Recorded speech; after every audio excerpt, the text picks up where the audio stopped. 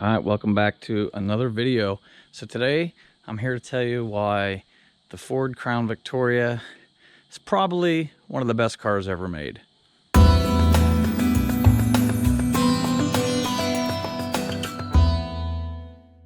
right, so probably not for everyone, especially this color, but I just picked up this 2002 Ford Crown Victoria. And as you can see, if you are a Crown Victoria fan, you see that this is not a police car, not a former police car.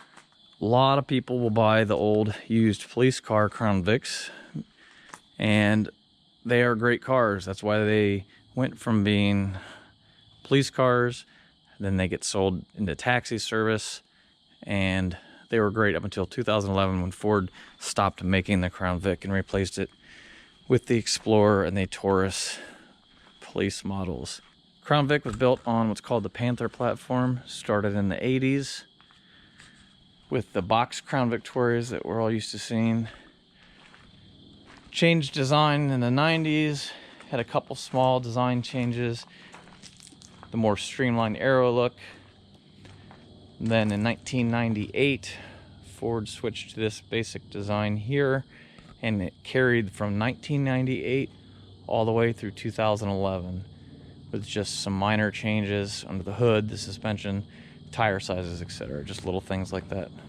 All right, so I'm here to tell you that a regular civilian model Crown Vic may be better than buying a used police car. The reason why is the police cars are driven really hard all the time, and they're used and abused, and they make a great platform if you're planning to do a performance build. They have, the locking rear differentials. Usually they have taller rear end gears.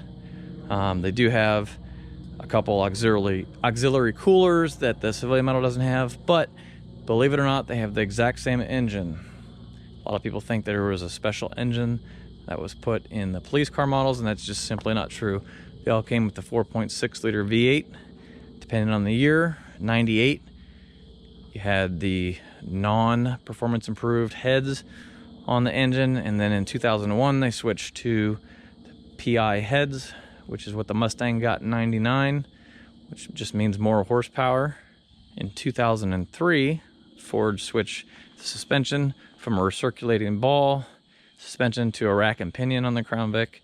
They made a lot of other changes with the wheels, different offset, so these don't interchange. Some people say that the 2004 Crown Vic was the best Crown Vic ever made before they started getting crazy with the CAN system.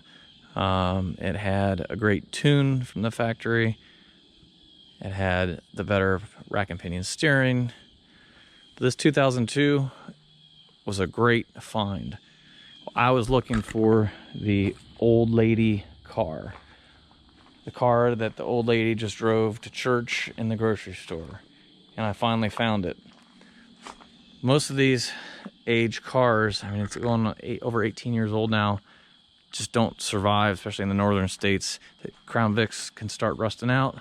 They like to rust on the front fenders, sometimes below the doors. Not real bad, but they do rust. When I found this one, it was on Facebook Marketplace. Like I said, 2002 with 73,000 miles.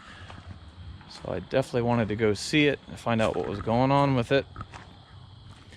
When I got there, this is what I was greeted with. As you can see, interior is very clean. It is just 73,000 miles on the odometer. It was grandma's car. She got too old to drive, so they took her car keys away. The grandma gave the car to her daughter. Just her daughter is an older person herself. She didn't like it, so they put it up for sale. I was able to get it for $2,000. My opinion, it's a really good deal. It did need some work. All right, so the first thing I noticed about the car is that the driver's door lock did not lock with the key fob. And they had some story about how they thought it was because she was locking herself out and they disabled it. I don't know if they were just lying or, didn't know what really happened. That wasn't the case. There was a problem with the door module. It's behind the panel here. So I was able to get that replaced for very cheap with a junkyard part.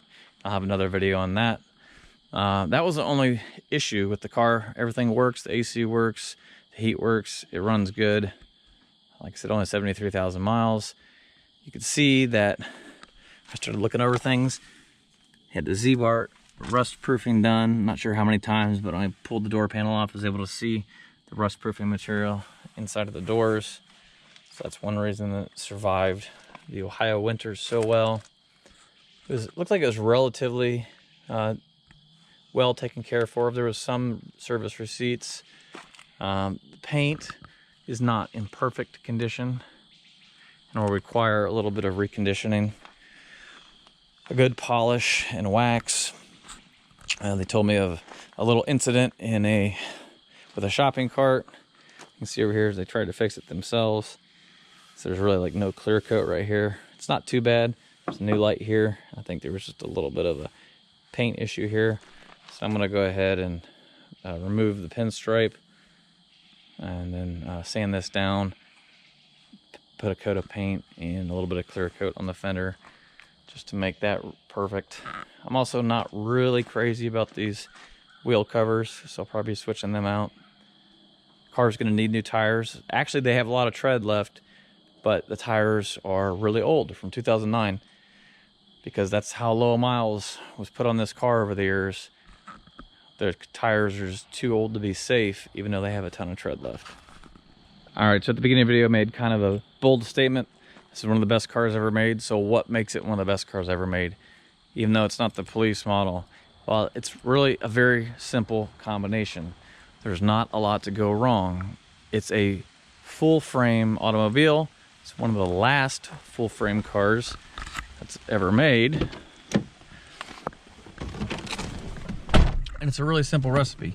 Take a full frame, put a body on it, put basically a truck engine and transmission in it in a car. So you've got the same engine that Ford used in an F-150 and the same transmission that Ford used in an F-150 in a smaller, lighter vehicle, which is the Crown Vic.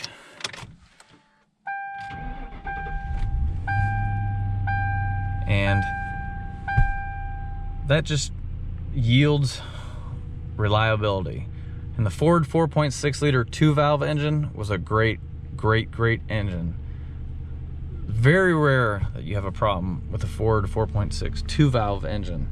The 3-valve engine and the 5.4, some of the other modular engines have been plagued with problems, but the 4.6 2-valve was a great Ford motor, one of the best. So if you get a LX model Crown Vic, which is the highest trim level, they can get a little fancier. You know, some of your options like your push button heat and your auto control heat and the digital dash and all that type of stuff. This model that I have here is called a P73 Crown Victoria, and what that means is basically the base model Crown Vic. No frills at all. Crown Vic really didn't have frills, period. I mean, it's got cruise control. It's got the auto lamps, pretty much standard. It's got a CD player. The police cars did not come with CD players. It's got AC. Besides that, nothing real fancy. It's got 2 airbags. Crown Vics did not come with the side impact airbags, so something to keep in mind. But one great thing about the Crown Vics is even without the side impact airbags, they had very good crash test ratings, which is important. It's very important when it comes to safety. They will take a beating and come back for more. Rarely, there's some transmission problems that creep up on the higher mileage cars, and it's known to happen, or just a complete lack of maintenance. But change the oil, be relatively respectful of your maintenance intervals, and this car will treat you very well. There are plenty of examples of Crown Victorias with over 300,000 or 400,000 miles still on the road, and if something breaks, there's so many of them made over the years that there's tons and tons of parts available. You can go to almost any junkyard still. It's been 9 years since the Crown Victoria was made, and there's parts everywhere. Another great feature about these cars is how nice they drive. It's kind of like that old school Cadillac, you know, they kind of float down the road, and yet they still have pretty good V8 rear-wheel drive performance, good braking, good acceleration relatively. And look at all this room. All right, so under the hood we have a very dirty engine, but you can see the big 4.6 liter V8. Go around back.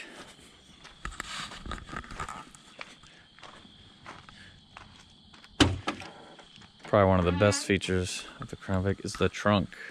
And you could fit a whole nother car in here. Cars just don't come with trunks like this anymore. That is for sure. Driving down the road, the car has an extremely nice, smooth ride. And yet it actually handles pretty well for such a big car. The steering is very responsive. The P73 Crown Vics, which is the base model, and the LX Sport, they have what's called variable assist steering. So the faster you're going, the less assist in the steering, so it makes it feel more sporty when you're going faster. And when you're going really slow, you can basically turn the wheel with one finger. Most of the police models do not have that feature. It's just the same constant feeling.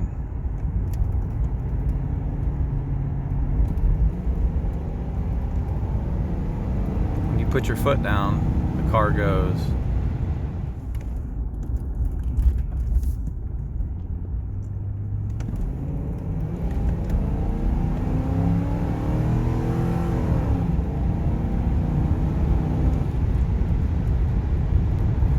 There's nothing quite like the sound,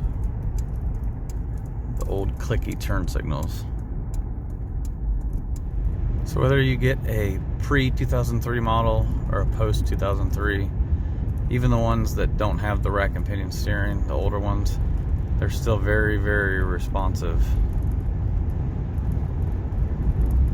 I'll put it this way: if you've never driven a 2003 and newer, you're not missing anything. If you have, it is a little bit nicer. It's hard to explain. Another great thing that a lot of people don't think about with a big V8 engine, these cars routinely get mid-20s in the miles per gallon. You wouldn't think they'd get that good of mileage. Like I said, it's a pretty light package for the size of the engine, so they're easily able to get 25 miles per gallon, 24, 25, just depending on your driving style. Alright, so those are just some of the reasons why I say this is one of the best cars ever made. If you've had one of these cars, feel free to comment below, tell me your thoughts. I'm sure a lot of you will agree with that statement. There's going to be some projects I'm going to be doing to this car.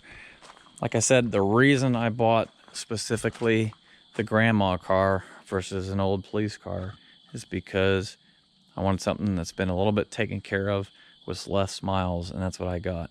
But I'm going to be doing a few upgrades to this car to kind of give it a little bit of the edge that the police cars had. One thing I'm going to be doing is I'm going to be adding dual exhaust. So the police cars came with dual exhaust, the LX Sport, the HPP model as it was called in this car. And that is good for an easy 15 horsepower. So I'll be installing factory dual exhaust in a separate video. Another thing that's really easy to change on these cars is, to get better performance, you can simply replace the computer in the car with one from the Police Interceptor. That was the biggest difference. It was just the engine tuning. They did not have the PATS key ignitions, so you will lose that feature, which is nice. If you want to get keys made, you can just get the regular cheap keys. But it adds better shift points, better acceleration, more timing, all of the fun stuff that gave the Police Interceptor a little bit more power. And it's just a simple plug and play swap. You buy the same year computer from the police car that matches your injector setup. It's just plug and play. You just literally take out the old computer, put the new computer in. And that is on the older Crown Vics up until around 2003. and 4. So I'll have that in a separate video, the exhaust, and like I said, me troubleshooting the door lock. So be sure to look for those if you're interested to see my modification of the Crown Vic. And I'll also be just doing a little bit of cosmetic upgrades. Like I said, I'll be repainting this one area over here, touching up the clear coat, putting a new set of headlights on, some new tires, and probably changing out those hubcaps. All right, so like I said, be sure to leave a comment below, be sure to like the video. Until next time, we'll see you later.